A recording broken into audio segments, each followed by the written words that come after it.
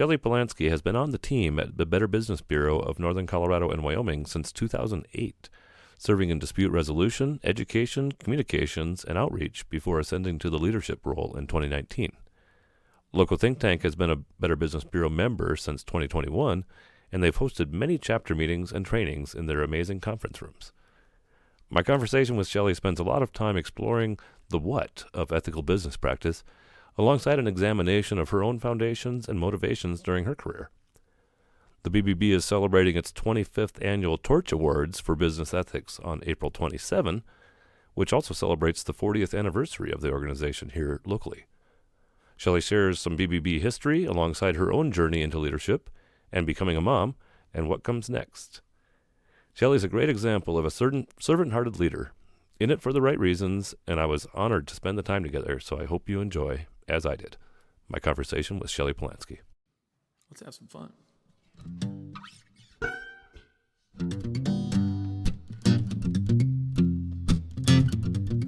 Welcome to the LoCo Experience Podcast. On this show, you'll get to know business and community leaders from all around Northern Colorado and beyond. Our guests share their stories, business stories, life stories, stories of triumph and of tragedy, and through it all, you'll be inspired and entertained. These conversations are real and raw, and no topics are off limits. So pop in a breath mint and get ready to meet our latest guest.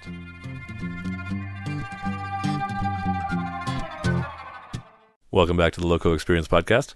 My guest today is Shelley Polansky, the Executive Director of the Better Business Bureau of Northern Colorado and Wyoming. Is that right? Hi, Kurt. Yeah, that's right. Okay. Uh-huh. You have such a long name. I just say BBB of Northern Colorado. That's typically what we say. Yeah. And Wyoming. Well, you can't leave them out. They get all butthurt up there. They already feel like second-class citizens of the mountain states. But they're a great state. So. Well, I know you're kind of a rural region kind of a person from your roots, and so I also appreciate the Wyoming lifestyle. If it just wasn't so cold and windy. I know, and the weather conditions, brutal. Yeah. So let's just start off by having you describe what does the BBB do, a little bit about your team and your scope, and what made you. It seems like a lot harder job than a lot of people's jobs. Maybe I just underestimate. We're busy. So you stay busy. Yeah. So the Better Business Bureau's mission is to be the leader in advancing marketplace trust. And we do that in a variety of ways. And we can get into more of the detail of our work here. But the brand was founded in 1912. And the reason BBBs got their start was based on deceptive advertising in the marketplace. Too much snake oil? Yeah, too much snake oil. So people were being taken by scams and deceptive business practices. So that's how the BBB got its start, through what was called our vigilance advertising committees. And so it kind of just took off across the country. However, it wasn't until 1983 that the BBB got its start in Fort Collins. Okay. So the BBB got its start. Was Denver like way sooner? They were sooner. I don't know exactly when. Yeah. But prior to that, really, this region wasn't really serviced by a Better Business Bureau. Sure. So we got our start in 1983, was born out of a thesis paper by then a student, Lisa Curtis. Okay. She was studying at Colorado State University in the Consumer Sciences Division, and she also worked on campus. So part of her role in her job was to take phone calls from students and also the general Fort Collins community whenever they were having a problem against a business. Okay. So that prompted her desire to do her thesis paper on the need for a BBB, primarily, more specifically, a self-regulating body that would come to this area. Oh, so she didn't even know about the BBB, but she wanted something to be there to fill that gap in the marketplace. So she went out with her thesis. She surveyed both the business community and consumers in general. And from the business community's perspective in 1983 is, yes, they wanted a entity that would be here to validate that they were doing business the right way. Yeah. And then consumers obviously wanted a place to turn to check on businesses before they did business with a company, as well as have an avenue, I think, if they had a problem with a business. So back in 1983, there wasn't internet. I assume most of the information is translated digitally, but then did they just call in, or did you send out magazines from time to time? So yeah, we got our start May 17th, 1983, with 19 founding board members and 215 charter business members. And so successful start, but yes, we delivered our information primarily by the phone. So when we got our start in 1983, it was strictly pretty much in Fort Collins, but we quickly expanded to the service area that our BBB in Northern Colorado covers today, which is the northern half of the state of Colorado. So think Eastern Plains, Nebraska border. We serve all of the mountain resort communities up I-70, go as far south as Aspen. And then think north, we have the Steamboat region, and we cover almost the entire state of Wyoming except for the Yellowstone-Jackson Hole area. Oh.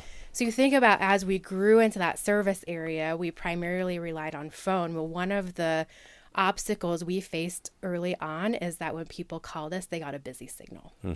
So one of the first technological advances we had to make locally was to invest in what was called an automated voice response system. So what it did was when someone called us, a computer system would read business reports to consumers or other businesses who were inquiring about a specific company.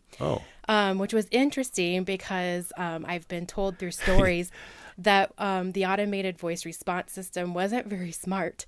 And so it didn't pronounce business names correctly. So we had to hire a staff person who was dedicated for the first good portion of their job, sat in a room and recorded the exact pronunciation of these business names. So we were at least providing a better service. And was it like directory driven then or alphabetical? I think it was alphabetical. Yeah. So if you're like thinking about hiring Tom's Plumbing in Estes Park, you'd say, get to Tom's, a T.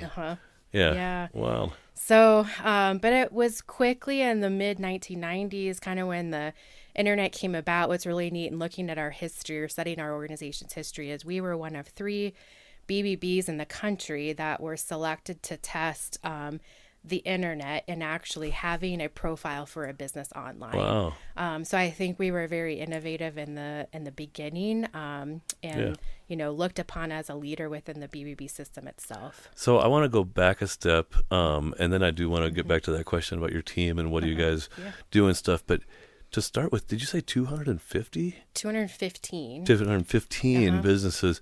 So there must have been a huge connection effort and stuff, and really ultimately a lot of money and our volunteers. Or was this gal that wrote the thesis also the person behind that movement? Yeah, she was. So she, when we launched, started as our organization's first president and CEO and served in that capacity for the first decade until 1990. Wow. Yeah. Was she just came out through college and worked on her master's and then just activated this whole thing? She didn't have coming back to school or network to speak of? Yeah, activated the whole thing. When she left the BBB in 1990 after the 10 years of service, she actually moved to the Boston area, worked for a nonprofit in that area. And then I don't remember or recall what took her to the San Diego market, but she actually served as the president of the San Diego Better Business Bureau for a short stint as well. Yeah. So just interesting career. She now is retired, lives in Denver. So yeah. There you go. So let's get back to the question of how many is your team? Do you have teammates in Wyoming? Do you have branch offices and things? Yeah, good question. Do you just have a consumer protection division? Tell me a little bit about all the various things that you actually do. Yeah. So first off, to explain the BBB, we're a federated organization. So our International Association of Better Business Bureaus owns the BBB brand and sets forth the specific programs, products, and services. If you want to be a BBB, here's the rules. Yeah. So kind of like Rotary or something. We're licensed to be a local BBB from them. But our local BBB is independently governed by our own board of directors. So we have a team of 16, including myself, that are based out of our office in Fort Collins. We're actually pretty regional. We're located just north of the ranch complex off of County Road 5. Yeah. So there's 16 of us. Throughout our history, we did have some satellite offices and employees spread throughout our service area, but right now we're all based out of here.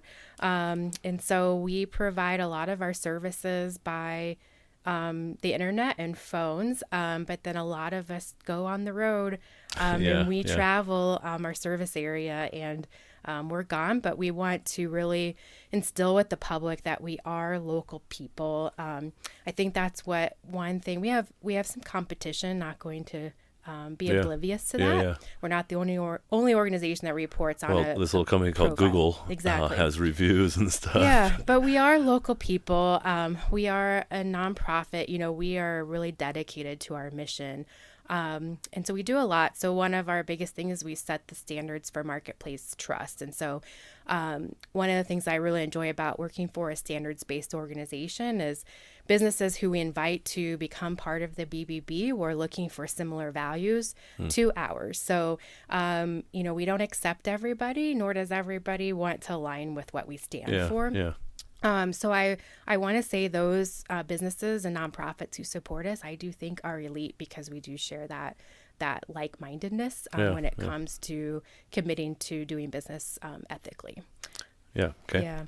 So if you were to say we have a product, it is our online business profiles. So we report on any company that's brought to our attention, and our goal with that is to help people make wiser purchasing or hiring decisions. Yeah. I started in the BBB in 2008, and kind of right before things got really, really bad with the recession. And I just think about those phone calls from some of those consumers that were taken by even local businesses that went under during that time. Right. They're like, had I only checked the BBB, I would have never bought a car from them or done business. And I just think we're here. We're one of many Silicon Valley resources. Bank. No, just Yeah, we're one of many resources that people can use, but we do rely on the public to bring things to our attention. So we vet our accredited businesses against our 8 standards for trust, but we also rely on consumers and other businesses. If they've had a negative interaction with a company, we need them to let us know that. Do you have like a pretty high volume of comments and claims and things like that? Like every day people are calling saying, I got screwed by Bob's Plumbing. Yeah, we get phone calls, live chats, people emailing. Then we invite them to do one of two things. They can either file a complaint and utilize our dispute resolution services. So that is for people who are really looking to us to resolve a problem, whether that's... You're almost an arbitrator. We are. So we... Hey, LoCo Think Tank, if you don't want a bad review, you should really address Miss Baker's complaint here. Yeah, so or whatever. We kind of have 3 levels in our dispute resolution process. So the first is conciliation. So most complaints are resolved by the business or addressed by the business very quickly after it's filed. But you have some that escalate towards what we offer as mediation. So we have volunteers who are typically attorneys who will come in and help mediate. We also have staff trained that can mediate a conversation. And then most of the time, if that's not an option for both parties, then we do offer free binding arbitration. So in that case, an attorney will come in and listen to both sides, and we'll make a legally binding decision. Just one attorney. There's no court. There's no court. Big fees necessarily. It's free. It's free for both the business and the consumer to go through that process. How do I become a binding arbitrator? That sounds pretty exciting. It is. I am the decider.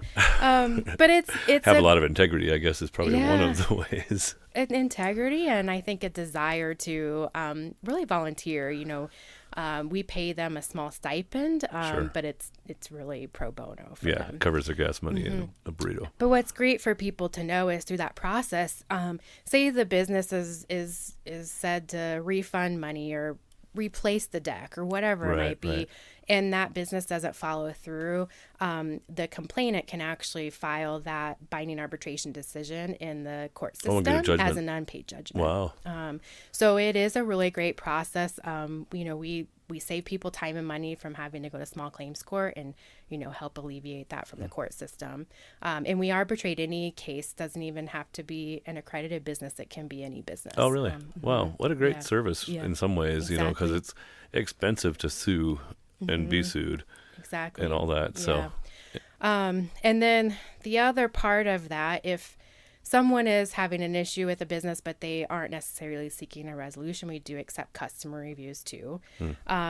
Very similar to other review sites, except for our process is a little different in the fact that we do give the local business an opportunity to challenge that review was actually from one of their customers. So if they suspect it was a competitor or disgruntled employee or a bot, we can go back to the reviewer and request substantiation. If they can't do that, then we don't publish the review. I saw a thing, I guess it was about a year ago, it feels like anyway, where a local coffee shop, like the owner had made some kind of pro-life kind of comments online or something, and kind of a brigade of cancelers like covered them with terrible reviews over a span of a real short time. And that was then, there was a counter protest by a bunch of Christians that were like, no, these people are attackers, and if you're reading those terrible reviews, they're liars. Interesting. And it was quite the online. I just went there for the comments, you know. Yeah. So our process, we'd only accept reviews based on a marketplace interaction between two parties. And if the reviewer of, let's say, the negative review especially, couldn't provide documentation or evidence that they did have a marketplace transaction, then that's probably... We don't publish it. Yeah, interesting. So I think that's one of the ways that stands us apart from competition. Do you have to be the decider of a lot of these, or... we have a team that does this. They're trained and specialized in this. But, you know, we deal with ethical decisions. Not every business who becomes accredited with us remains accredited. Throughout our vetting process or information that's brought to our attention, sometimes we have to suspend them. If a business is suspended, we tell them the reasons why and what standard we feel that they didn't follow or they violated. And we have an appeals process. So if a business does disagree with our decision, then they can request a hearing before our board of directors, and then our board will hear that and their testimony why they disagree with our staff or my decision. You never see former Better Business Bureau member like on somebody's LinkedIn profile. You don't, but those businesses who are... But there's quite a few, more than you would know. Yeah, those who are revoked from the BBB on their online profile, it's the big symbol. It says revoked, and it's this big X through it. Oh, gosh. And then we tell the public why they Can you revoked. get a list of just all revoked businesses? We do publish... we don't call out business names right now. It's something we have contemplated in doing. Right. But we do publish on a quarterly basis kind of a synopsis of the business and why they were revoked. And it's just to really showcase that we don't accept everybody, nor does everybody stay. So that's really interesting. It's got so many kind of elements of both my organization, LoCo Think Tank, but also like the Rotary Club or whatever. Do you know what Kiwanis means, by the way? I don't. It's Indian for couldn't get into Rotary Club. Oh, wow. Just kidding. I told that joke to somebody. That's the Rotarian in you. Yeah. So you've got kind of this assortment of teams. I imagine you've got sales reps even that call on businesses like my initial phone call, which was their easiest phone call ever, because they were like, we have a great conference room and all members have access to it. So that's been a blessing for us. Yeah, that was the launch of our community center was a huge vision for us. We were able to acquire part of the rest of the building that we were in adjacent to us. And so we spent the good portion of 2019 under complete renovation. So I joke that not only was... I wasn't aware that wasn't your original footprint there. Yeah, we were on just the half of it. And so we were under construction most of 2019. Now I look back and joke that was our trial run to working from home during the pandemic. Right. Yeah, got the conference space built just in time for a pandemic when you couldn't use it at all. So we launched, so our vision with the community center, prior to that renovation, we did not have a very big meeting room. We held our quarterly board meetings in there, but board members were squished in there and, it wasn't really comfortable. And we didn't have space to hold seminars or bring businesses into our space. And part of the way we fulfill our mission is to build a community of trustworthy businesses and nonprofits. So we wanted a place where like-minded organizations could come and meet, whether that's them meeting with our team or attending one of our seminars or them convening their own teams. So we launched the community center in the fall of 2019. So we have a couple of meeting rooms, and we went from an organization that had maybe 2 to 3 walk-ins per month from the public to now post-pandemic. Even a year ago, there were still masks. Weird stuff going, yeah. So in 2022, we had 1,200 people through our space, and we're on pace this year to double that. 1,200 non-members or 1,200 just business and nonprofit people. Yeah. Just to go from a couple people a month to Right. more than 1,200 people, and I think that's just it's been amazing for our brand, and I think has made us more relevant, and helps connect us to people and understanding that they know we're real people here, fulfilling our mission. I bet over time, and it's probably hard to measure yet, but I have to think that your retention will only grow and grow, at least among Northern Colorado businesses. Yeah. But even among the others that know that you are a hub for community, whether even if you're 260 miles away. Exactly. So yeah. that's cool. Yeah, and through our foundation, so not every BBB has a foundation in the North America. We're one of, I think, 53 that do. So our foundation is, our kind of mission is to provide ethics-based training, assessment, and recognition programs for businesses, consumers, nonprofits, and students. So we have our awards recognition program through that, but then we do a lot of education. So, we're speaking to Rotaries and Lions Clubs and civic club organizations on topics anywhere from business ethics and trust to scams and fraud to identity theft and all of that. Here's an ethical business question for Okay. you. Should a publisher or a business, a marketer or something have to disclose if artificial intelligence wrote a piece? Oh, interesting. Or if it was partial, hybrid? There aren't that many that are just... Anyway, it's something I've been thinking about a lot lately because the opportunity is there to pump out a lot of content, but is it just going to make people cover their ears even more? I don't know. Yeah, so we're in an interesting place. This goes off tangent, but we're in a place when you look at the challenges our business, all organizations in our community across this country are facing with their workforce shortage. It's multi-pronged, right? There's not one problem that's leading to this. And you look at just our general population decline. So when we look at how business is going to change in the next decade, we're going to be relying on technology to fulfill some of those jobs that we had humans to perform. Sure. However, when it comes from the ethics piece, and how do you know if that AI written piece is accurate and trustworthy? Right. So I think there's a lot to be seen yet on how that evolves. And I think it has its place in business in some sense, but I still hope that it doesn't replace human writers writing. Yeah. Well, I think writers with AI assistance will probably create most of it, but I don't know, it feels like if you're creating a deep fake video, I guess they haven't even done that yet, right? Like right now, it's just up to the beholder. There's no obligation to disclose that you're making this stuff up. Exactly. Yeah, we live in very interesting times. Well, from an ethics perspective, especially.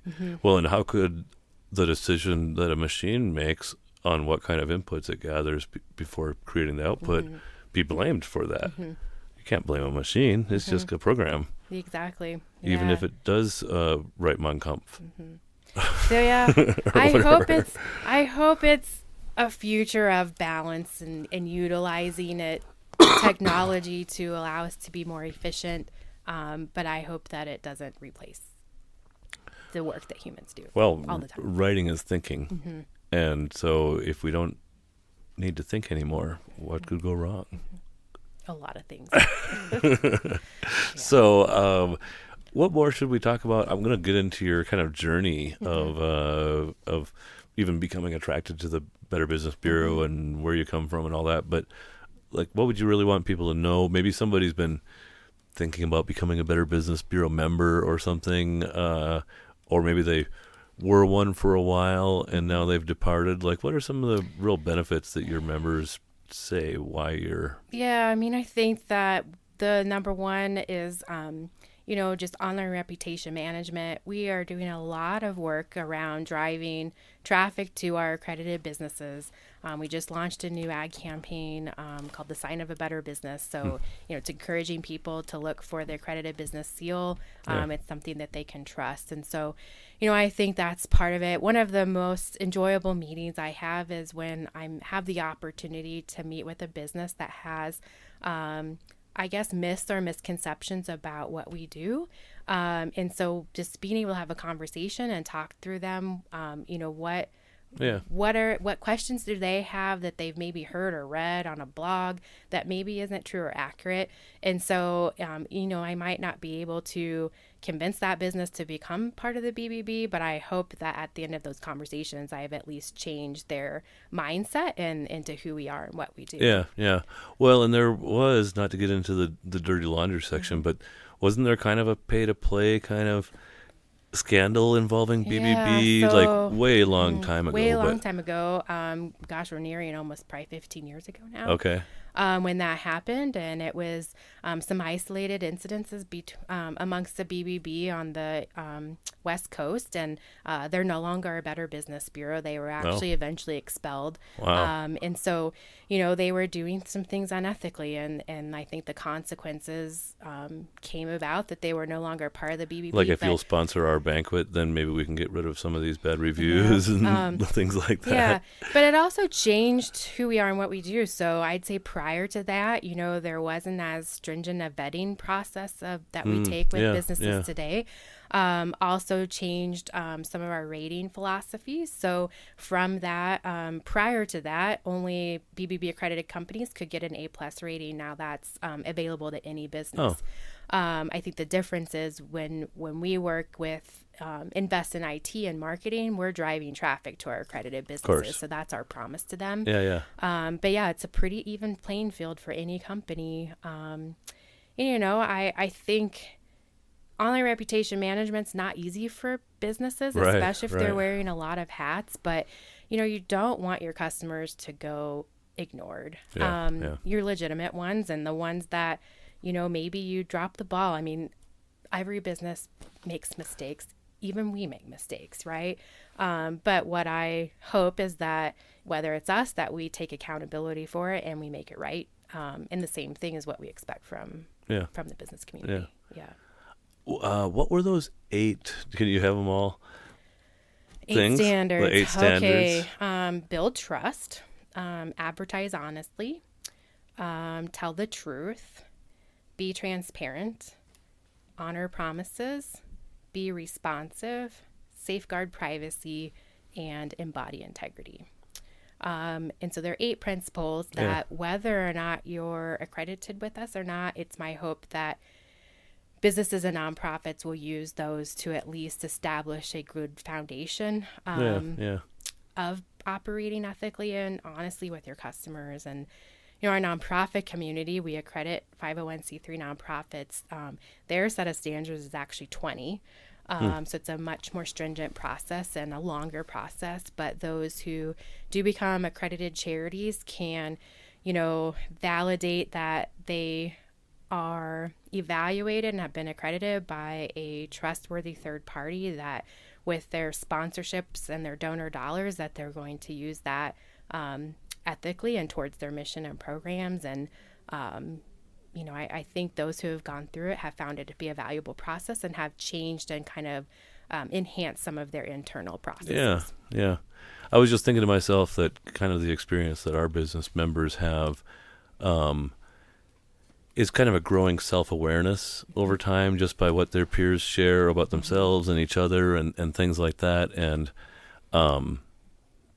just by subjecting yourself to self-inspection and reflection, like it, even just in that little action, sometimes, business can be so hectic that we don't even really think about the things that we're doing. Exactly. We got to, make more money. Well, let's add a $100 charge that we never disclosed onto all these transactions to cover the back office work. Or whatever, Exactly. So being as upfront, one of the common advertising claims that we try to educate the business community on, if you're going to use it, you need to disclaim what it means is 100% satisfaction guarantee. So if you're using that and you have a problem with a business, but you don't define what that means for your organization, which could be, we reserve the right to at least come back and try to fix the work or whatever it might be. If you're using that, and you don't really mean it, then you'd have to do it. So don't use it if you don't really mean it. That's one example. One of my guests 6 months ago now or more was Mark Weaver, and he talked about building a culture around the kind of leadership, ownership culture, even if they were kind of crazy or whatever. Like, if you're a bunch of workaholics and that's what you want everybody that works here to be is a bunch of workaholics, then you might as well just say workaholic is one of our values rather than being like, easy vacation policy. Exactly. Or whatever. Just be who you are and disclose it if necessary. Exactly. Yeah. Interesting. Okay. And the only other thing I'd like people to know, we collaborate with a lot of organizations and, for example, the chambers of commerce in this area. We have very different missions. We're here to help the business community, but we try to work together and not do the same events and not, we'll promote the chamber's events if it makes sense. And same with the small business development centers. We've had a MOU with them for the past several years and that we cross promote each other's services and events. And, if we have a business that discloses they're having cash flow problems, they're our first referrals to SBDC because we know they can help, and we utilize the other organizations in this community that are here to help the business community better. Very fair. Very fair. We might come back to Better Business Bureau, but I want to jump in the time machine and meet young Shelley. Yep. Iowa is in my mind, but I don't remember. It's Nebraska. Nebraska. I'm sorry. I already said Iowa. I'm sorry. No worries. Wait, Omaha? No, where in Nebraska? So I was born on a farm in central Nebraska. The school I went to high school was Central City, the town. So kind of off of I-80, close to Grand Island is the biggest town. Yeah. How big it was? Well, let's go back to, you weren't born on the actual farm. No, I were wasn't. born in town, and then they took you back home to the farm. Mm-hmm. So your family were farmers? Yeah, so my dad and uncles farmed, and so my grandpa. So my grandpa is 94. He's still living and still lives on the farm and still owns the farmland. And my parents still live on the farm as well. Wow. So we, it was my sister and I were the only kids, and I joke, my dad's sons. So we learned Were the hard. uncles childless or whatever? No, they had kids, but we were all kind of responsible for our own areas. And so I learned from a really young age what hard work means, and I wouldn't ever trade it for anything else. It was the best upbringing I could ever ask for. But we grew primarily field corn, seed corn, and soybeans is kind of the primary crops in that area. Right. So I had my first outside of critters, no cows, no piggies, so chickens. We had cattle, some pigs, a lot of chickens. Let's see, my grandpa had peacocks. He just got, I think, rid of the last peacock. A lot of ponies and horses and a little bit like of this that. around, Yeah. So we, I pride myself on the fact that I was raised on how to. We had a huge garden. We did a lot of canning. I still do that today. Cool. And we had provided a lot of our food from the animals that we raised too. So, chickens and beef and pork. It was all from what we did. So.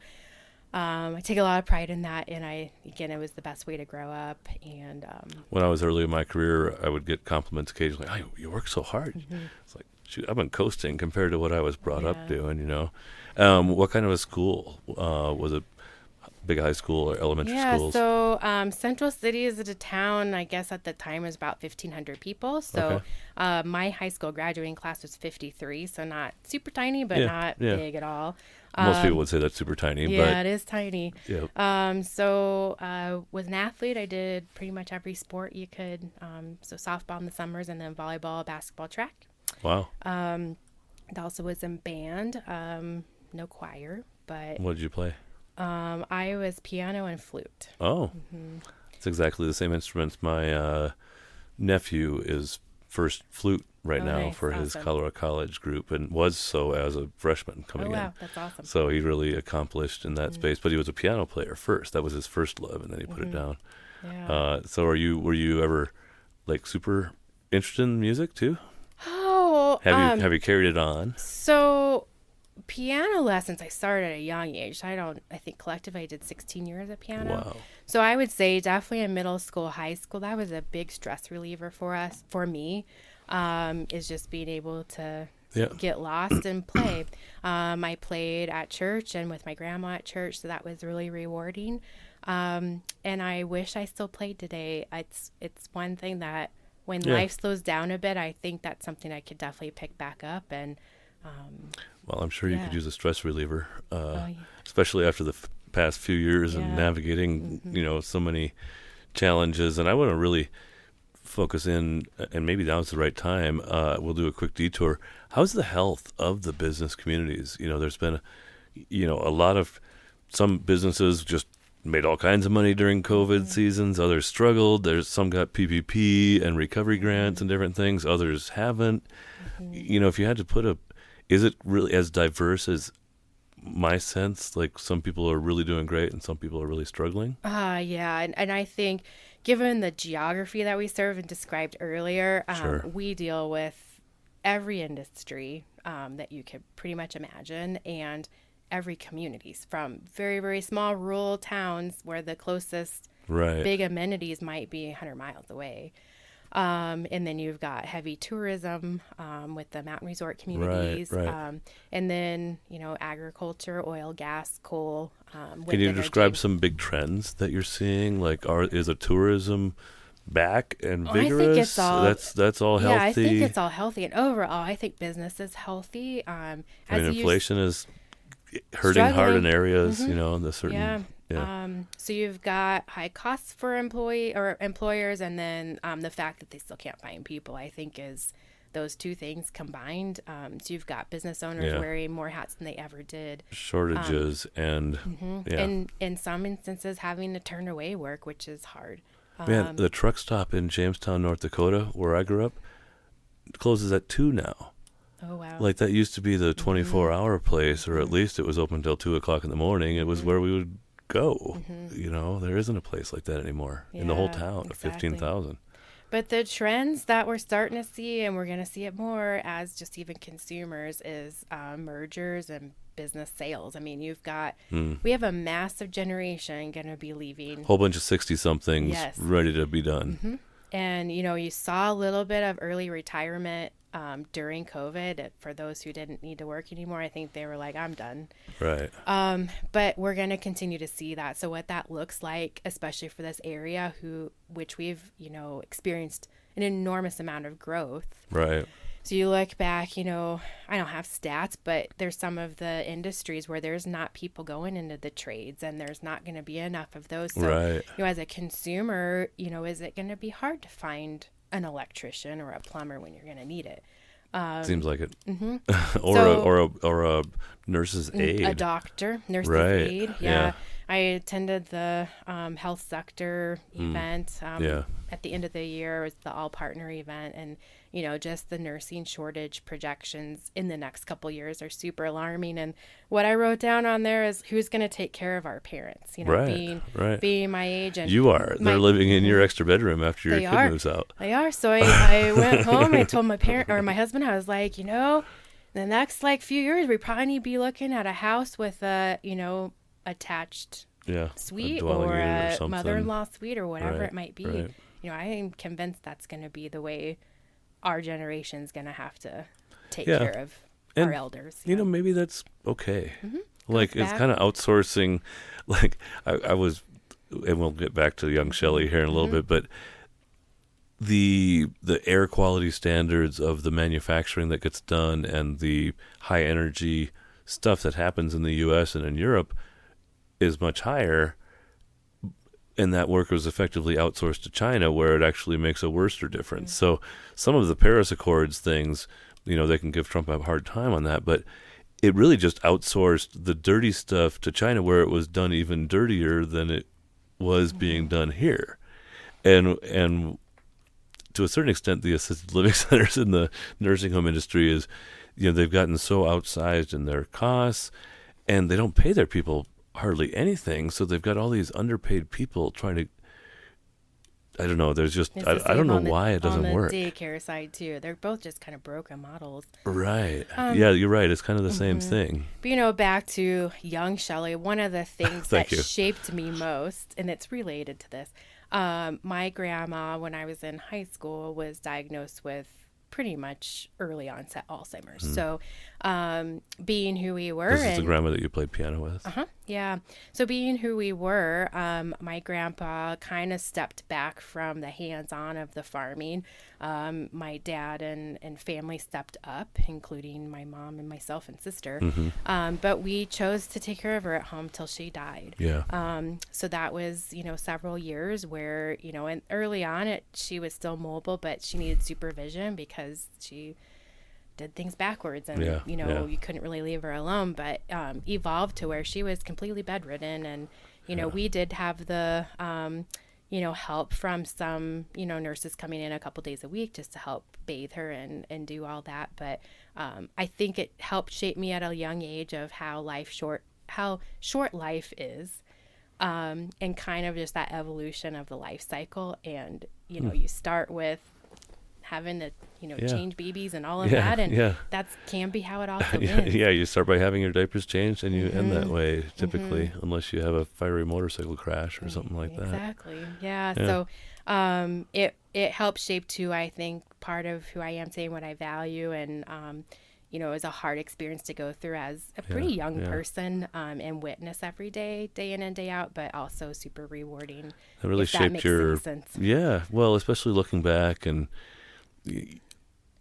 to a lot of people that sounds like really terrible to have to watch your grandmother slowly die, but it's probably in so many ways more fulfilling and more informing than knowing that she's slowly dying in a care home 100 miles away. Yeah, she was here with us, and we built my grandpa built this really amazing finch bird cage that sat right by her bed in the living room. And really neat story on the evening or night that she passed away, kind of knew the signs of that. And so my parents and then my dad's siblings and spouses were all there with my grandpa that night that she did die.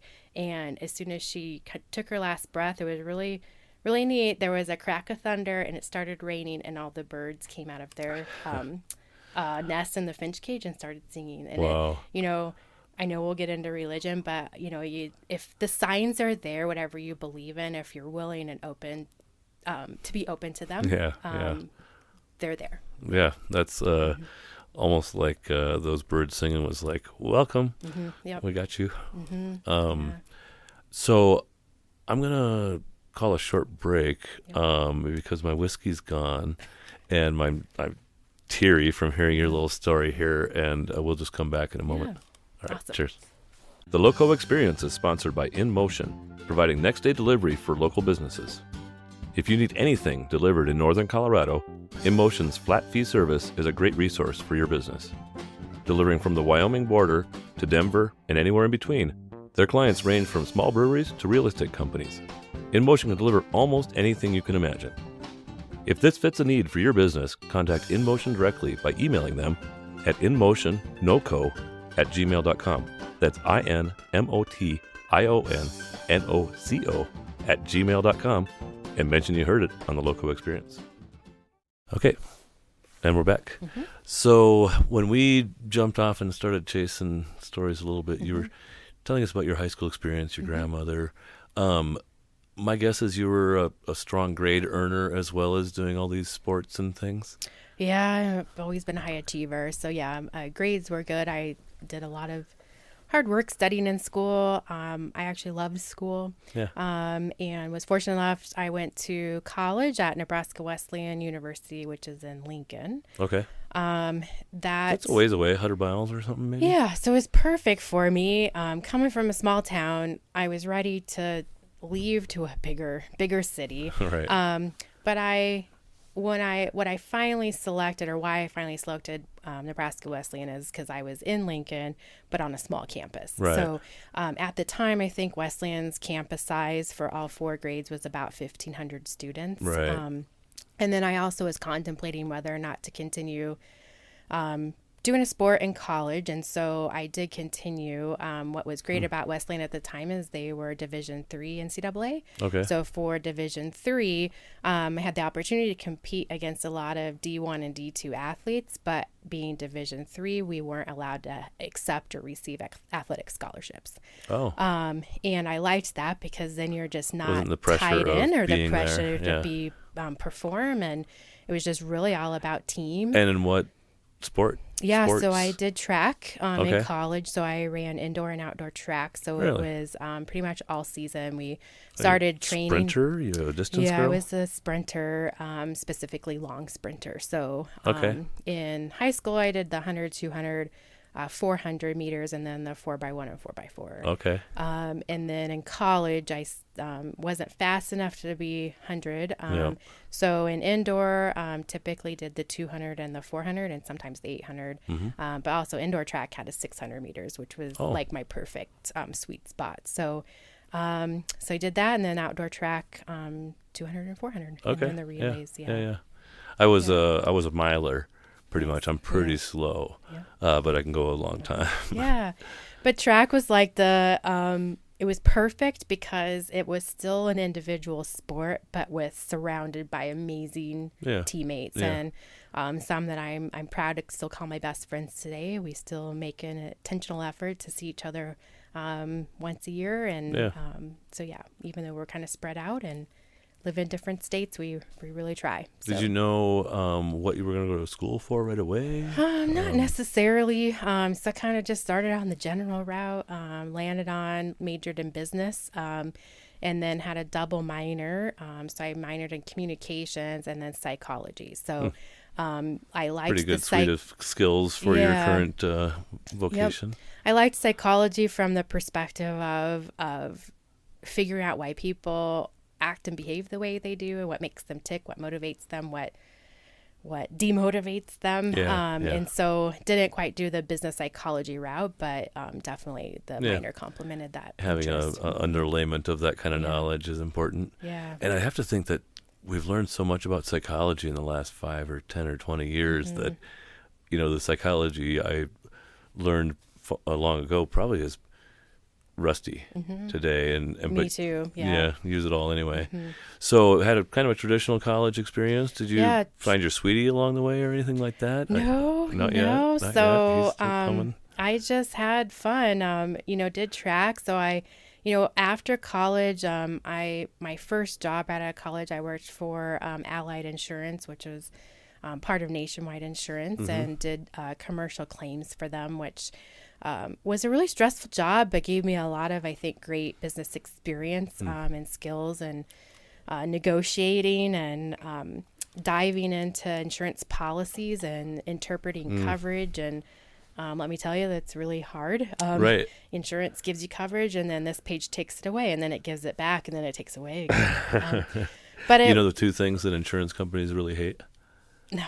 Accepting risk and paying claims. Yeah. But I was fortunate. We worked for a company that I didn't. But they held integrity and. Yeah, I felt like they had great values, and we were pressured to settle claims, but fairly. So I didn't feel like I was denying claims because my boss told me to. It was based on the assessment or what really happened in the situation. And don't let it linger, because that's the thing that actually costs us a lot of money, is just lingering. And doing commercial liability claims, there's ways that you can identify when you suspect fraudulent claims. So, there's tracers that you can run on people, and there were a few claims that I handled.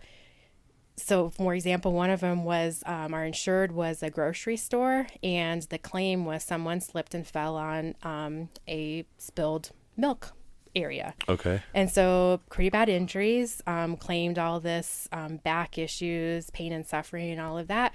Well, when you work with your policyholder, if one of the first things you ask for, do they have surveillance video? And they did. Right. And so when you have those surveillance videos and you see them and you see the person like going to the milk refrigerator and then opening the jug and pouring it on, and then they walk to another aisle and then come back to their spill.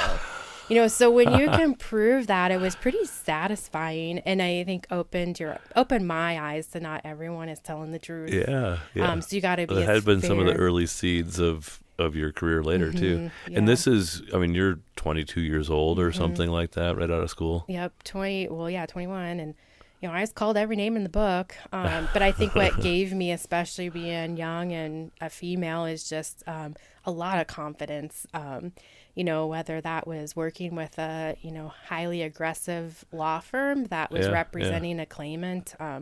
But it was a great experience. And so why I left that industry and why I left Nebraska is in 2006, I was in a wedding up in Allens Park and was a bridesmaid and met this guy there. And so bada bing, bada boom. Yeah, kind of hit it off. And I don't know, he called me a couple weeks later and we just really started talking on the phone. And then he's like, let's meet up. And so we did. And he's out here? Yeah, he lived here, born and raised in Loveland. And long story short, we dated distantly for 2 years. And keep in mind, this is prior to long social distance media. bills are piling up? No, you had cell phones by then, we had so cell at least phones, you didn't have long distance bills. But no FaceTime, nothing. So it relied on both of us having to like talk and like form a relationship and actually talking. Well, and have integrity too. There's a lot of things that could go wrong in a long distance relationship as well. So we met in 2006, and I decided in early 2008 that I was going to be the one to relocate. He actually owned a business here, so wasn't as mobile as I was. And what's this boy's name? Matt. Hey, Matt. I'm sure you'll listen. Yeah. So moved to Colorado in April of 2008, and that's also when I started at the BBB. And is he also still in business? Or is he? So he was in business up until 2018, and he sold the company. Okay, gotcha. Yeah. What was the so he industry? Was did carpet cleaning and then flood restoration for residential. Yeah. So, And so you just started looking through the want ads over here in northern Colorado, and Matt's there, and he asked me to marry him, and not quite there yet. No, not there yet. So when I started looking for jobs, I quickly realized this area is, as we all know, very full of very small employers. We don't have big businesses here where there's just hundreds of jobs open. Right. So it was also kind of at that time right before the bad part of the recession where there just wasn't a lot of opportunities. And so and at that time there was like something in the air, Yeah, you knew something was coming. Kind of like now. So he was an accredited business with the BBB. And so how I found out about the job opening is at the time the BBB emailed our accredited businesses and say, hey, we have this job opening in our dispute resolution department. Oh, wow. And so that's how I was notified of the job. And then coming from insurance claims, it was a really easy transition. For sure. So, very relevant experience. Drove out and interviewed, and I was a little nervous. I will have to say, and I'm first to admit, I didn't know anything about the BBB before I met Matt. When I first met him, started dating, and I was looking at some of his advertisements, I was like, what's that symbol? And he told me, and that's my first introduction to the brand. And also when I interviewed, I was a little nervous because I was coming from, a office environment with 1,000 employees, and different opportunities that came with that, to an office at the time it was 9. Right. But I was looking for something more small pace, kind of more back to my roots, and, something where I could really rally around and get make an behind impact. a mission. So that's started in April 2008, and then kind of just worked my way up through the organization, a lot of roles, and we ended up getting engaged in 2011 and married in 2012. Okay, so we've been married 10 years. Yeah. Awesome. Yeah.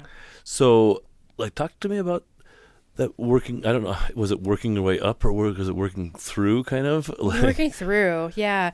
like So we need help in this area now and Shelley can Mm-hmm. do it because Shelley is the easy button for fixing broken things? Or Not necessarily, no. just more, I think, willingness and Yeah. dedication, hard work. So when I first started at the BBB, I handled complaints that were filed against non-accredited businesses.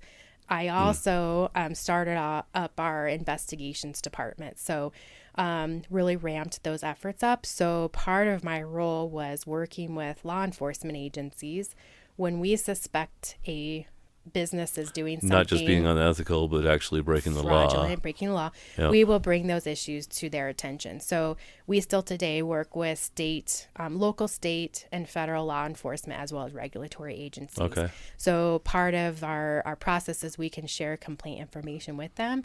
And through the course of me being at the BBB, there's been several examples where it's led to law enforcement shutting businesses down and also jail time for some of them. Yeah. Our biggest one we handled, it was a couple years long. It's a gentleman who was out of Tennessee, but had a location here in Colorado, and author and syndicated radio show host. And he owned an entity where he enticed people to convert their retirement into gold and silver. And, Okay. so there was some And just like shorted them concerns. when they did that kind of thing? Yeah, concerns going on there, and we actually had staff that testified in the federal trial at that. Wow. hearing. So Interesting. a lot of people don't know we do that work. Yeah, I had no idea. Yeah, so That gave you a taste for blood? yeah, a little bit, and then but more about educating people Sorry. on what to watch for, Yeah, and you yeah. know. Even like hiring a contractor, you don't pay them all up front. It is industry standard to Right. at least do Progress, half yep. or a third, and a third. So it's more, I did a lot of education. So I hit the road and, like I said earlier, went to a lot of service club industries and or entities and talked about how to just be a smart consumer. Oh, so you're like rolling up to Torrington and hitting Lusk, whatever, Sometimes, and yeah. things like that. Just talking to some of these Sertoma clubs and Yep. Rotary clubs Yeah. and stuff about it. So from there, I went into education. That's before it got serious with Matt, presumably. Yes. So I did a lot of education outreach, and then marketing and communications job opened up. So I did that, and then so I just worked my way through. I guess Is there a you'd say. number two? Or were you in the number, or were you in the marketing communications, and then the executive director Yeah, said, "Hey, I'm going to so- leave soon." Yeah, she retired should hire Shelley. After 25 years. So Okay. upon her retirement, interviewed with Oh, the so board. this was the same person that hired you several years Yeah. later, retired. Yeah. So interviewed with the board and was selected to succeed her. So Nice. she had been with our organization 25 years. So it was, I learned that I don't like the term hard shoes to fill because when she announced her retirement, was announced that I was taking her position, they were like, oh, hard shoes to fill. And I learned that we all have our own pairs of shoes. Different We shoes all- to yeah, fill. We Yeah. do. We all have our own talents and experiences that we can bring to the table. And Yeah. so whenever I have a similar situation with somebody in the community who gets promoted, Yeah, I never yeah. use that term anymore. Fair. Yeah. What? Can you tell us who this person is, and maybe what some things that you've done differently from the old ways, if you will? I don't know if it's different. Not the old ways, So but yeah, different person. Yeah, our organization was led by Pam King for 25 years till Okay. her retirement. I will say a couple things that I admired about Pam and learned from Pam. Number one is, how to work with a board and, establish those relationships, I think, with board members, but also ensure that they are, oversight of the organization. Because it's a nonprofit, right? Yeah. Like the board Yep. can throw you out in your ear if they want to. Yeah. Okay. So, working with boards and how to recruit quality board members. Or they and- can just be rubber stamps too. Like you want it somewhere in between there. Exactly. Yeah. And then also, I would say one of the other great things that I learned from Pam is to ensure that your efforts are aligned with your personal values and what you believe in, because if any of that's out of alignment, you don't have that, I think, joy in life and satisfaction in life. Yeah. I think that's one of the things that I resonated most with you about when we first met, is that you were really resonant with the mission of the BBB. Mm-hmm. You know, it wasn't, hey, I got this executive director job, and so I'm going to be the best BBB director I can be. It was more like, the BBB is awesome, and I'm here to make it even more so. Yeah, and I'd say even today is when I talk to businesses, anybody actually, I hope we never lose sight that ethics, principles, and values matter. Yeah. They're important for a variety of reasons, but we have to ensure that we continue to have conversations with one another, grow from one another, and that part makes me nervous about just our society's future. Right. Well, So- because of that kind of unwillingness to listen to one another and grow. In some instances. Yeah. But, you know, going back to your original question, I don't know if I've changed things. I just approach things differently than Pam did. Yeah. You know, Pam, talking about the Halos, you know, Pam would have been, I think, that ideation, you know, ideas. And I have ideas, but I'm highly analytical and data driven. Yeah. And she was as well. But even more so, I try to, as much as we can, make data driven decisions and just not based off Very of emotion. instinctual. Yeah. Fair. Yeah. Fair enough.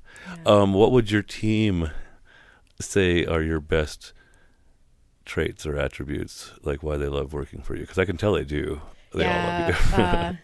I would hope they would say that I'm analytical and, you know, we have a busy environment. We all wear lots of hats. And I think one of the things when we've worked through change, especially through the pandemic and, you know, restrictions on, you know, capacity in our office and why we can't have this event and all of that is I always want to explain the why behind our decisions, and I do my best to always do that. To me, if you do that, then hopefully it fulfills any unanswered questions people have or helps mitigate some of the hallway conversation that I know happens after decisions are made, but I really try to intentionally communicate our why and why we might go a different direction or why we got to look at things differently. And a lot of them, because I am analytical, there's data to back it up. Yeah. Fair. So yeah, and I think we have an amazing team. Blessed to work with them, as we all do in our jobs. We're around our colleagues a lot of times more than our family. Right. And so you want to have a place where, you know, people enjoy coming and are inspired by one another. And I have a super talented team and enjoy getting to know them as colleagues and people who work for the BBB and our mission, but also just as people. Yeah.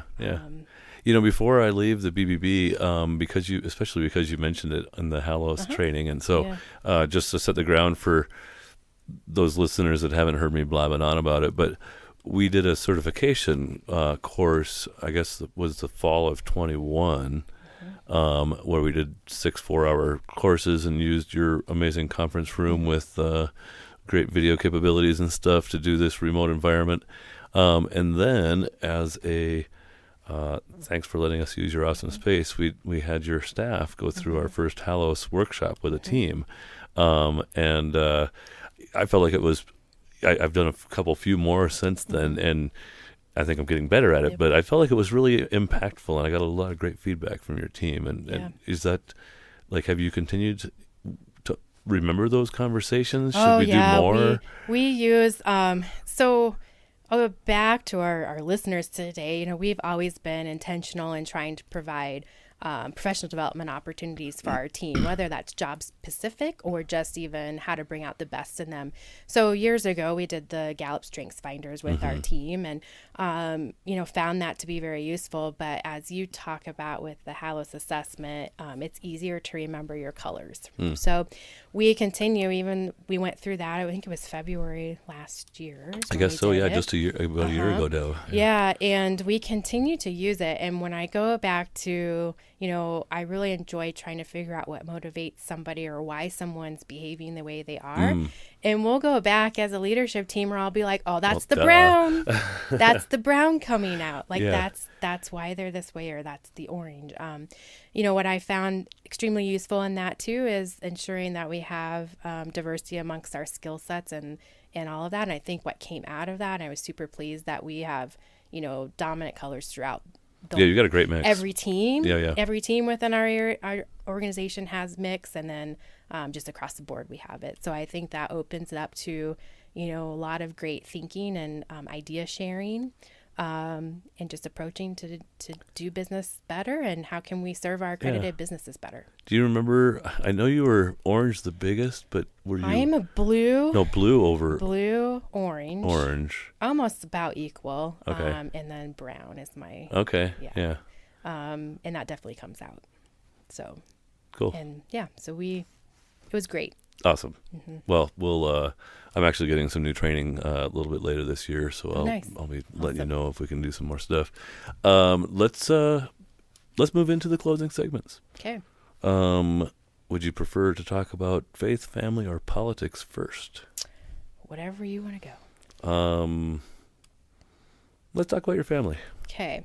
Let's tell me more about Matt. Yeah. So you struck up a conversation with this cute single guy from Colorado. Yeah. So, we dated distantly, and then moved out here, and he's my best friend. I'm honored to just be by his side in everything that we do. I think we complement each other well.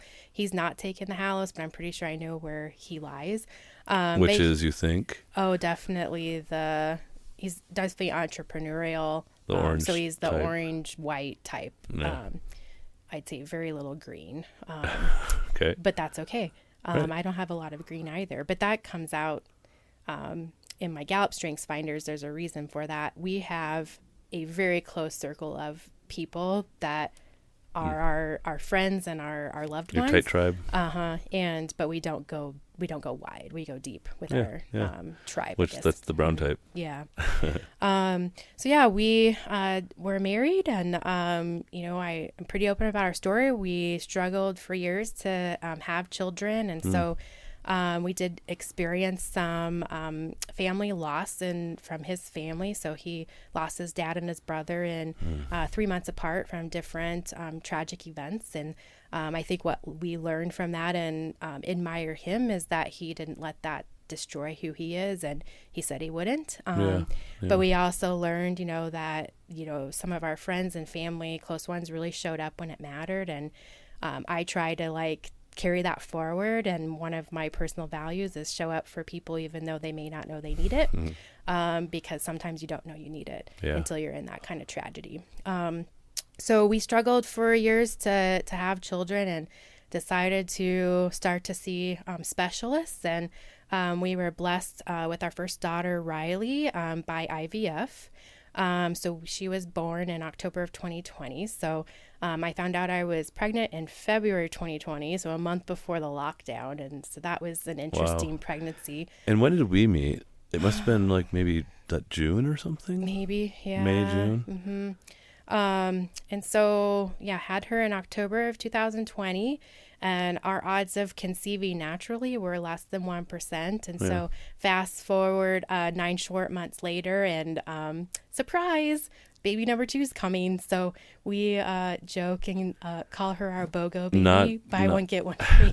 So this is a natural conception, not an intentional one. Yeah, so we've got 2 girls now. I think miracle babies for different ways, and I appreciated the way IVF helped us, and that process was very eye-opening, and interesting. We considered heavily doing that. Jill's parents offered to foot most of the tab, but I was already 40 or 42, and LoCo Think Tank wasn't making any money, and I was just in chaos, and it was I can't.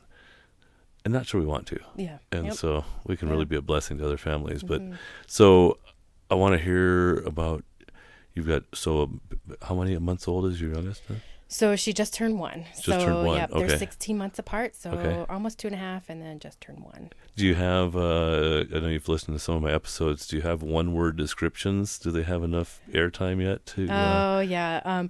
Riley is, I would probably describe her as determined. Oh, wow. She is our handful baby. Terrible twos are going. She's been an amazing blessing in our life, but she's a hard one. She's challenging, and just even the way she was born. I was in labor 31 hours, and we had to go to emergency C-section. So it just was, and then she was born with a hematoma on her head, and at the time we didn't think it was a really big deal. And fast forward to her 6-month appointment, I found out that the condition she had, 1 in 4 don't make it. Oh, so I was wow. like, I'm glad we didn't know that. Right. So yeah, she is my determined child, and then Morgan, I would describe her as chill. So she is completely. This is your youngest, right? Okay. Yeah. She's completely opposite. She's a very mellow, happy baby. So, Yeah. Well, may they both be blessed. Uh-huh. If you were gonna speculate on why, what attracted Matt to you and you to Matt at that first party and kept you committed to each other over that, 2 years of distance relationship? I would say probably for both of our perspectives, it was, I was in my mid-20s. I think I was kind of done with so post-college, I had fun with my friends. We went to concerts. We did all this. We road tripped a lot of places. Yeah. And I was just ready to kind of settle down and enter And you that start running next out chapter. of single friends, too, Yeah, in you your do. mid to late 20s. So I think a lot of it's the timing. And the of ones when that are we left met. are really crazy. Yeah. And then we Sorry. aligned. Sorry No. to the rest of the single friends. No, they were great friends.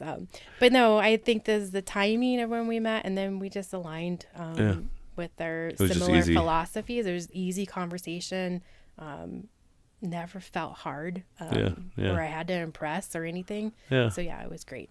You would think the same. He would say the same kind of I think words. so. It's just Yep. we just kind of fit together like a hand in a glove, and that was the way it was. And Yep. cool. I like Yeah. it. What would you like to say about your extended family, your brothers, your uncles? Yeah, so we have, or I have one sister. She's sorry. 6 years older than me.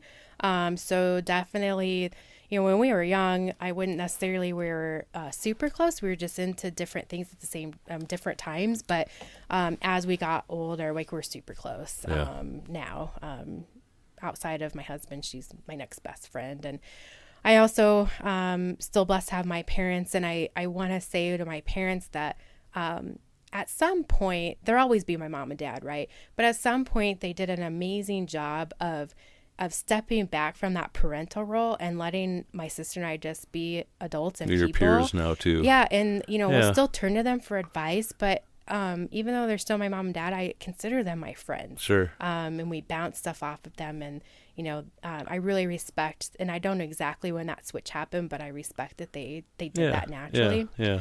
And then, my grandpa's still living. I've lost all my other grandparents. And then my husband's side, he only had his brother, who passed away in 2017. And then, he lost his dad, but his mom still lives here in Fort Collins, and then his stepdad. And then he's got a cousin in Loveland and a cousin in Thornton. Otherwise, the rest of the family is, spread across the world, actually. So, I guess it's Matt's last name is Polansky, a very Polish name, I presume. It's Czech. Czech. Yeah. Well, same difference, right? Yeah. Yep. Don't tell the Poles and the Czechs that, but My understanding is if the name ends in I, it tends to be Polish. If it's Y, it's Czech. I didn't know that. Oh, that's we one of our exchange students in the past was Czech background. Interesting. And I love that, like the culture of the people from that region. I've really only enjoyed. Our church actually sponsors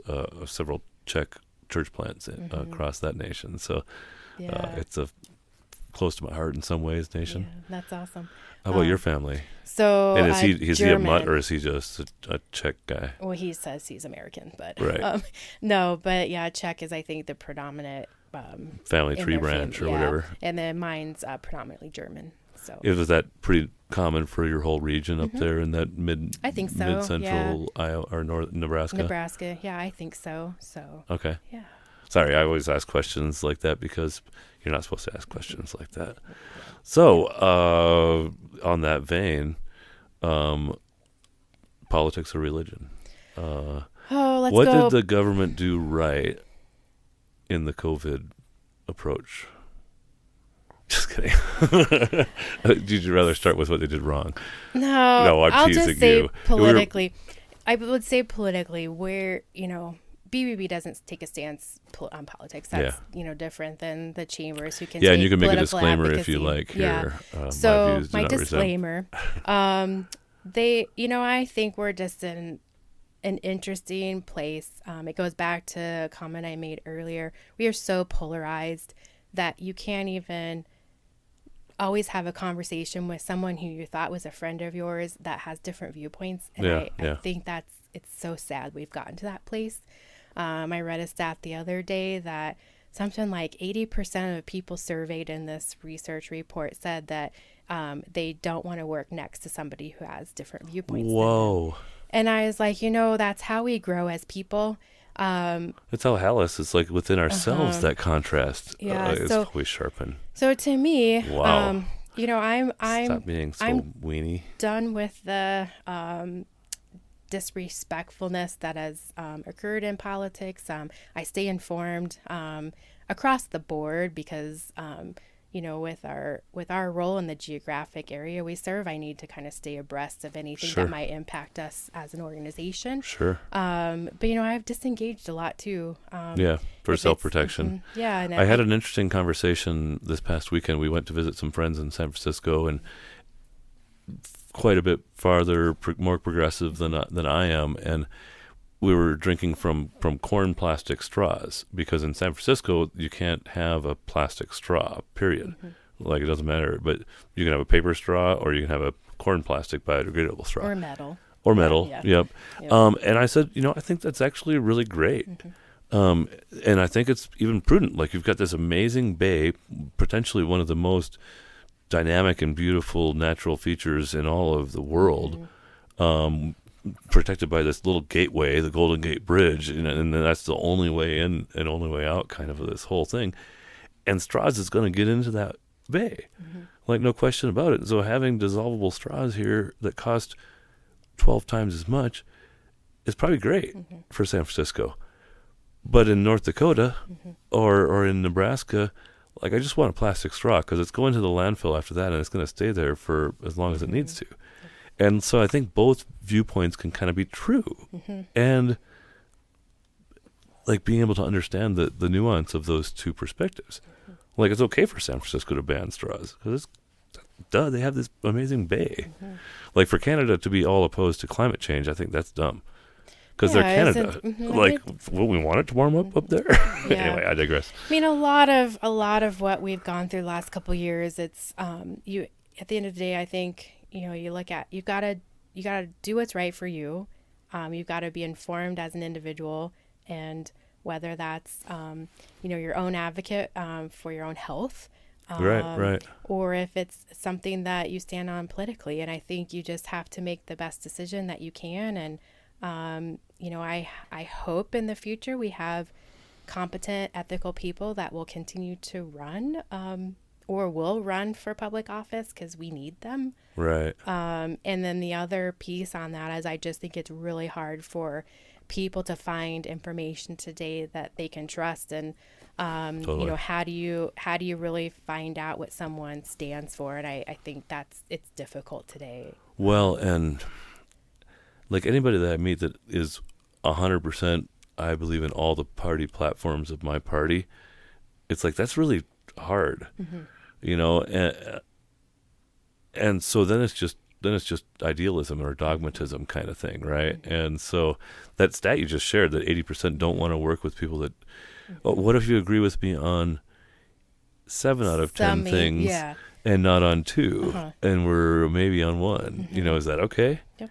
But it goes back to just being able to have those respectful conversations and being able to ask a question, why do you think this way? Because their answer might influence my opinion, and it might sway me, and vice versa. That's what I hope. It's that, I think at the end of the day, if you can have those conversations, you tend to end up somewhere in the middle.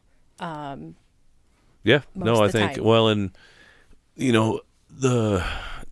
ultimately where we've gone to is that all the rural places are red and all the urban places are blue, and like, it's kind of right and normal for people densely packed together to have kind of a different set of rules and expectations than people that are completely apart from each other.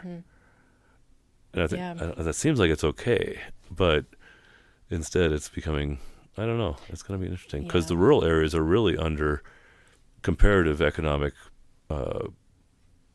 weakness. Agree. Yeah. Right? Yeah. They just have their own unique challenges and struggles. Yeah. Yeah.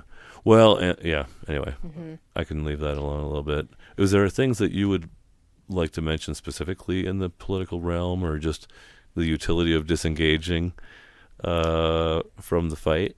Yeah, I just, for me personally, I, used to come home and that's what I would watch. And I, like I said, I still stay informed, but I had to just take a step back because some things just stress me out too much to where I know I can't control it in the moment, and I have to do what's best for me. But how was it navigating the politics of a diverse, 17 or 19 person or whatever office space there as... as far as the pandemic. And you're kind of the decider, right? Or did the board give you a lot of guidance, or was it we follow county guidelines, whatever that is? We follow county guidelines. So we followed that and really didn't deviate from it. So, if masks lifted, we lifted masks. Now people could still wear them if they wanted. Right.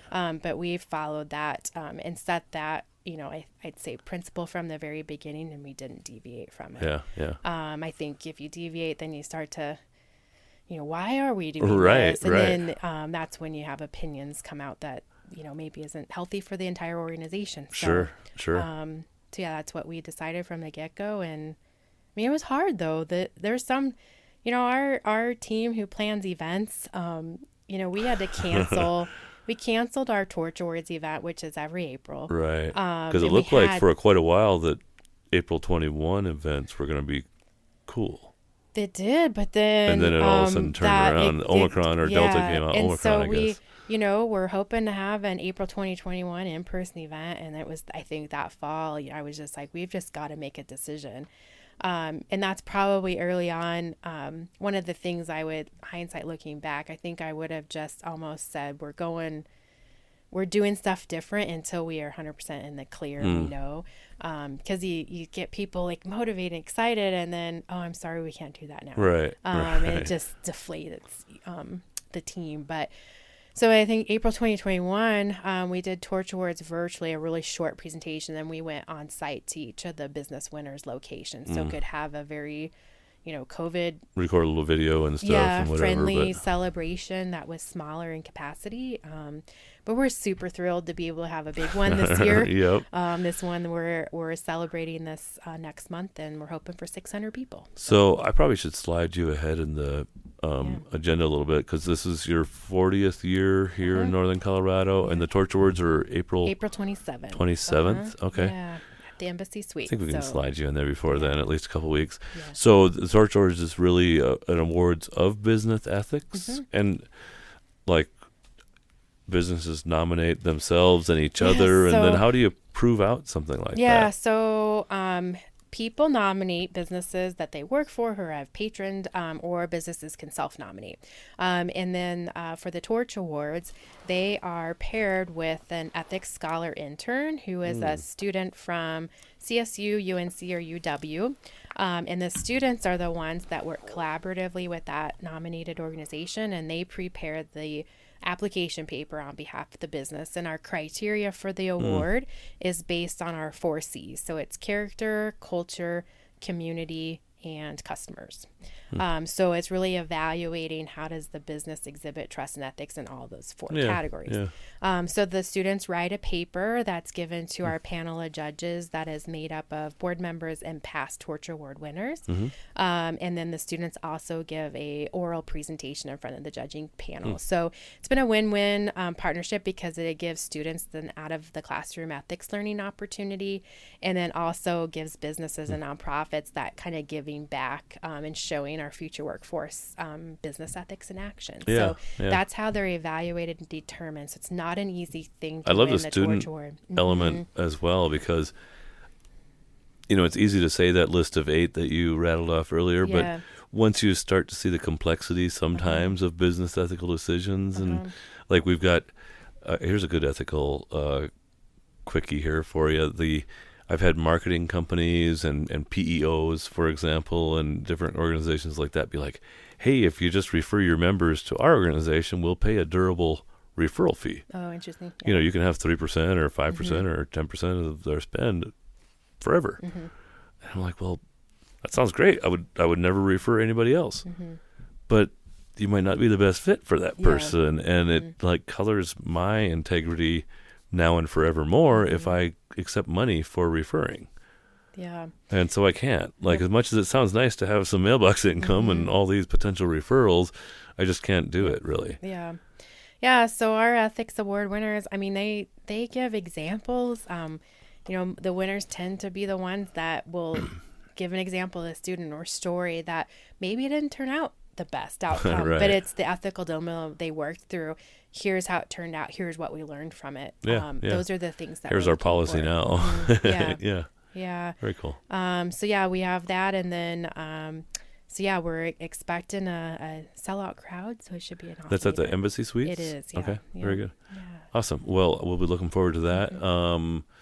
Anything more? We kind of deviated slightly from political, but not really, because when you're the leader of a multi-regional, multi-party, multi-perspective organization, there's a lot of navigation sometimes, and keeping politics out of ethics. Like, we can keep ethics out of politics, or we should not keep ethics out of politics. We should put more in. But Integrity. keeping politics out of ethics is probably very important. Yeah, and I think for an organization like us, I'll go back to, we're a standards-based organization. So what helps us guide us through ethical decision making is our standards. Right. Now, sometimes we have to have conversations that last a long time? Absolutely. Yeah. But I think that's what guides us, and that's been what's guided us for really our entire 100 years. Yeah. So Fair enough. yeah. Religion. You played the piano in the church? Yeah, so I grew up in an amazing country church. Okay. So almost all of the people who were members were area farmers. Their families were there 80 years ago. Yeah, so the church had a rich history. The actual physical building I was in was actually spearheaded by my great-grandpa.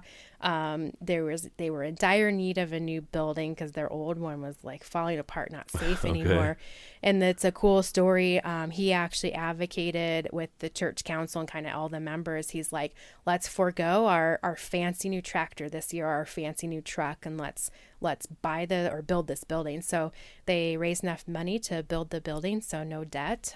So the church I grew up in, he was very instrumental in actually getting built. That's cool. And I would say is an amazing church because it was really the true sense of community, and grew up going to Sunday school and Bible school. Is this Lutheran country? So we were Methodist. Okay. But it was more the, being small congregation. It was just more, everyone had It was community more your than back, anything. and and what was the max attendance at a? any given Sunday, 40 people. Okay. Pretty small. Like if somebody really famous died, then they stuffed 60 in there or whatever. But So that's how I grew up. I still believe in I'm still Christian. I still believe in that there's a God, and I hope everyone believes in something, because I think that's they don't have to believe in God necessarily or Jesus Christ, but have something to aspire to. And the story I shared about my grandmother's passing and how that happened, and that if you're open to the signs, they're there. And, I will admit it's been a struggle finding a similar church community since living here. But we continue to try to find something that sampled here and there, works for our family and, complements both my beliefs and my husband's beliefs. And where does he come from in that space? I think grew up a Christian, but has a lot more questions than I probably do. Okay. But I think still believes in something greater. And it's just, there is a lot of politics in religion too. Totally. So I think it's trying to find a place that some of that is a lot more mitigated than others. And just being a place where we can not just be a number, but actually contributor and kind of know everybody. And I think that's hard to do around here in some of the Yeah, you definitely have to look for it, for sure. Yeah, but it's important that my girls are brought up with similar opportunities as me. So as they get a little bit older, we'll be sure to find a church home. Did you have a season in your time where you really examined that question? Or like I meet two kinds of people really, ones that for a long time kind of poo-poo the notion of God and Jesus and stuff like that, and then come around, and or those that just kind of accept at a relatively early age, and they just kind of bake it in as part of what they believe. I think accept it as an early age. I think the principles that I learned growing up in a small country church and just learning the stories of the Bible and kind of shaped my values today, and definitely live by the golden rule. Yeah. But I think I was exposed in college. I took a world religions class, and it was fascinating. And we had a professor who made us, go to different, cool. exhibit different services in different religions. So, I went to Jewish service and Church of Science, and was exposed to all of that, and learned to believe that there isn't just necessarily one way to believe. Yeah. And if that's how other people believe in whatever they do, that I have most respect for them. That those coexist bumper stickers, you're a fan, even if you don't have one on your car. I don't have a bumper sticker on my car, but no, I hope to, like I said, bring my girls up having similar experiences. I mean, there is just something to be said about the ice cream social on Sunday night, and getting together with my church friends that were different than my school friends. Yeah. So yeah. Well, I hope that you find that for them. Yeah. They're getting close to the time of their lives, probably when they'll start to actually appreciate that kind of engagement. Anything more that you want to say in that space? I don't think not so, really? no. Okay. So, did you finish your bourbon yet? No, you've been milking that thing. That's okay. I won't judge. I've drank 2, so. Is it too strong? Do you need a little? No, I've been talking too much, Kurt. Well, that's my job. Have you were kind of wondering what you were going to bring out as your LoCo experience, and you still weren't super sure? No, I feel like I have a very non-adventurous life. Never any near-death experiences? No. None? I've got like 4. No, I don't have many. But I will say this is not very adventurous. But for me, the only one I could think of, I'm a fairly claustrophobic person. Okay. I don't like tight spaces, nor do I like heights that I can't control necessarily. Yeah. But I was at a conference. It was a BBB conference in St. Louis a few years ago, and I don't know if you've ever been in the St. Louis Arch. So you can go to the top of the arch. Yeah, I've never been inside it. So to get into the top of the arch, you have to get into this little pod. Okay. That has no windows. It's like the size of my couch or something. Not even. I think it fits 3 people, Okay. and it's this egg-shaped pod that you sit in, and they close the door, and you just kind of are like, okay, what are we doing?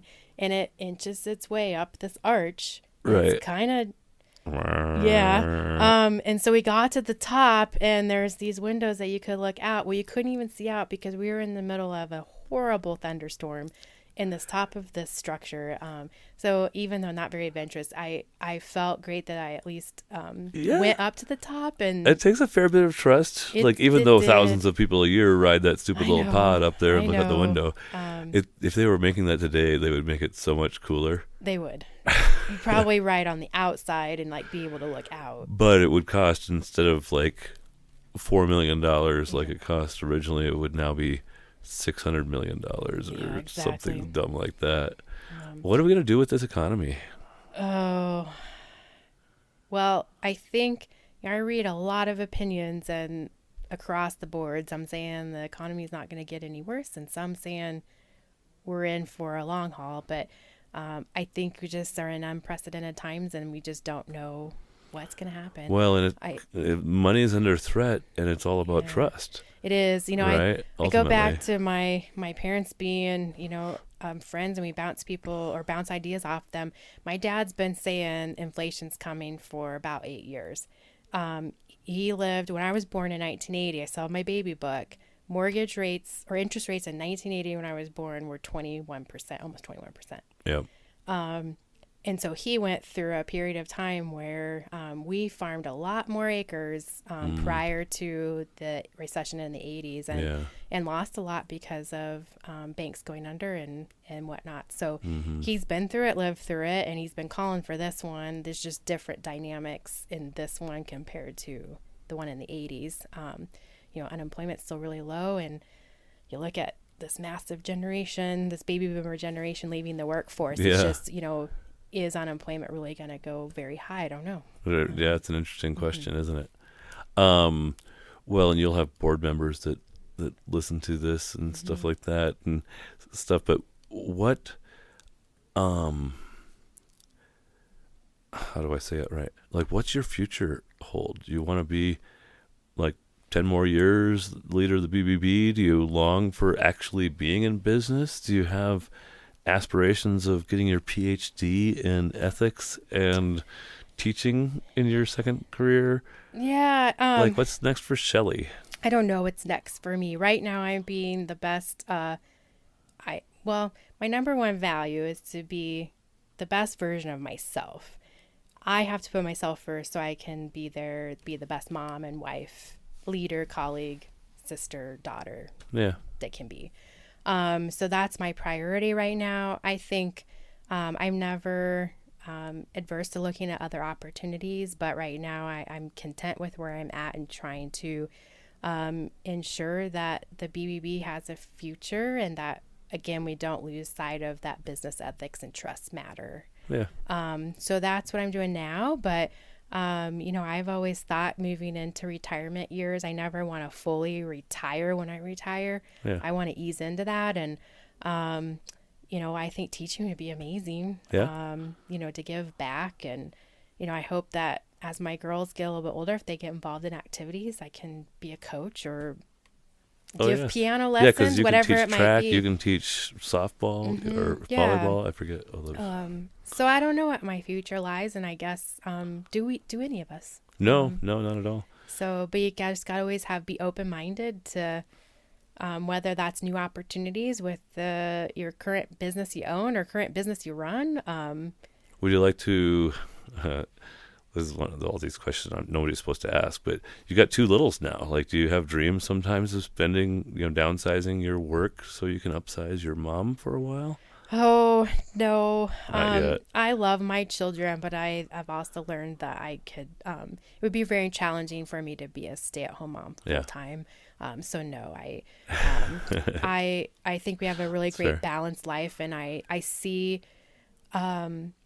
they're both in daycare full time. I see them thrive in daycare. But I don't know if I would be, getting paint out every day like they do and things. So, they have their own profession and their expertise for a reason. And we have a child care shortage in this community, this whole country we do. Yeah. I don't know the answers to that either. But for us, we're blessed to have a place to send them and that they're safe and get great opportunities. Yeah. Do you think the person that will run the Better Business Bureau next is already on your team? Oh, if they have the aspiration and desire and want to stay. All right. I mean, you've got several people. What I'm hearing is you've got many people that are qualified if that's what they want. We have an amazing team. You really do. They're kind of the nicest, smartest group of people around. Yeah, we have a great. If anyone needs to see them, they should stop it and meet us. But no, I will say. Retirement's still a long ways off for me, and I don't necessarily see I've been at BBB 15 years. I'm not going anywhere now, but I don't necessarily see myself there when I announce my retirement. When you hang up your cleats. Mm-hmm. Yeah. Fair enough. All right. Well, I think we've covered a lot of ground. Awesome. Time flies. Yeah. Thanks for making it. If people want to find the Better Business Bureau, they could go to bbb.org. Yeah. Just like that, and then look for the Northern Colorado and Wyoming branch. Yeah, it should pop up based on your location. Oh, just where you are. Well, that's spyware stuff. Yeah. Is that ethical? Yeah. Just kidding. No, we try to be as local as we can by just maintaining one website. But, I like it. Yeah. Well, I really appreciate your time. Thanks, and Kurt. Bye, everybody. Bye.